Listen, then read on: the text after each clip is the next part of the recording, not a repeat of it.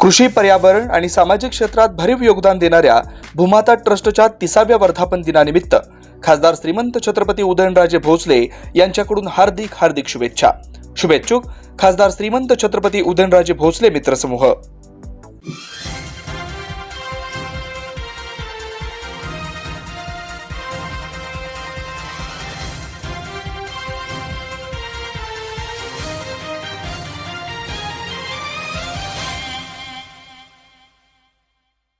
मराठा आरक्षणासाठी रस्त्यावर उतरलेल्या मनोज जरांगे पाटील यांच्या लढ्याला अखेर यश आले. मनोज जरांगे पाटील आपल्या मराठा बांधवांसह मुंबईत आल्यानंतर राज्य सरकारकडे आपल्या 13 मागण्या करतानाच निर्णायक इशारा दिला होता. मात्र वाशीमधील गर्दी पाहून सरकारने एक पाऊल मागे घेत अखेर जरांगे पाटील यांनी केलेल्या सर्व मागण्या मान्य केल्या आहेत.